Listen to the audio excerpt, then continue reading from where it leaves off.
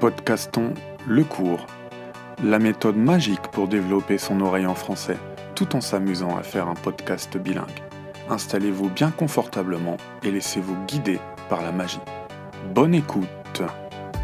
このフランス語会話ハイブリッドリスニング講座では、超わかりやすい魔法のポッドキャストを聞きながら、フランス語のリスニング力を楽しく磨きましょう。さらに日仏バイリンガルポッドキャストを作ってみましょう。それでは皆さん、くつろいでお聞きください。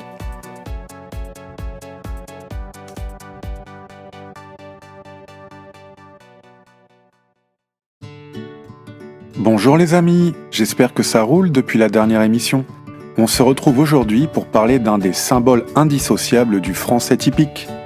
Si je vous dis qu'on le représente souvent avec un béret, une moustache, une marinière et quelque chose sous le bras, et si je vous demande ce que c'est? 皆さんこんにちは。お元気ですか？フランス人といえば思い浮かぶものはベレー帽、口ひげ、紺色のボーダーの T シャツですね。そして彼らには不可欠なものを小分けに抱えて歩いているよね。それは何でしょうか？ Vous me dites forcément que c'est d'une baguette de pain dont il s'agit. Et cela tombe bien, car celle-ci a été couronnée le 30 novembre dernier par le Comité du patrimoine immatériel de l'UNESCO. Cocorico! 正解はバゲットでした。この有名なフランスパンは2022年11月30日にユネスコの無形文化遺産に登録されることが決まりました。Ce dernier désigne un ensemble de traditions et de pratiques transmises de génération en génération qui donnent à une communauté un sentiment d'identité et de continuité.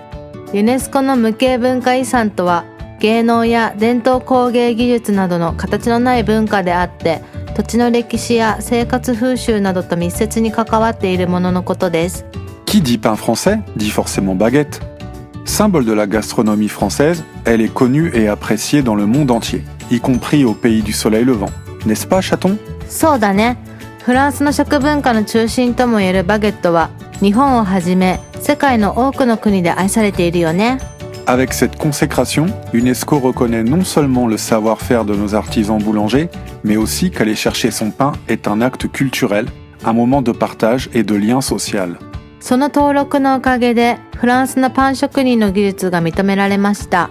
さらにパンを買いに行くことは文化的行為であり、社会的一体性を強化すると考えられています。Ce sont en effet plus de 12 millions de consommateurs qui se rendent quotidiennement chez leur boulanger préféré, avec le chiffre vertigineux de 6 milliards de baguettes qui sortent des fournils chaque année. フランスでは日常的に1200万人のお客さんがパン屋でバゲットを買いに行っており、毎年60億個が売られているようです。すごい。 Mais c'est l'heure d'un petit point histoire, car vous vous demandez sûrement d'où peut bien venir la baguette.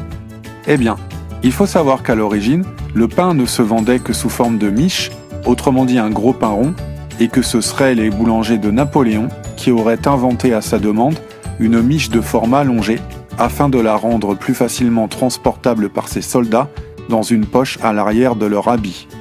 それではバゲットのプチ歴史講座タイムです。もともとの形は大型の丸いパンでしたが、ナポレオン・ボナパルトが兵士たちのポケットに入れて運びやすいように細長い形のパンをパン職人に作らせた話があるのです。Il existe une autre version de l'histoire. Ce style de pain aurait des origines autrichiennes, puisqu'on prétend qu'il serait arrivé tout droit de Vienne au XIXe siècle. 他の有力な説では、こんな細長いパンはフランスではなく、オーストリアのウィーンで19世紀に発明されたようです。C'est ainsi à l'entrepreneur autrichien Auguste Zang que l'on doit les viennoiseries, dont le célèbre pain viennois est le Kipferl, précurseur du croissant. Il a ouvert en 1837 dans le 8e arrondissement de Paris sa boulangerie viennoise, la première de France, au 92 rue de Richelieu. 1837年にオーストリア人起業家オーギュスト・ザングがパリのリシュリー通りにブーランジュリー・ビエノワーズというパン屋を開いたのが始まりだと言われています。彼はパン・ビエノワ、フランス語でウィーン風のパンやクロワッサンの原型と考えられているキフリをはじめ、今でも菓子パンの総称をウィーンから名前を取ったビエノワズリーを作ったそうです。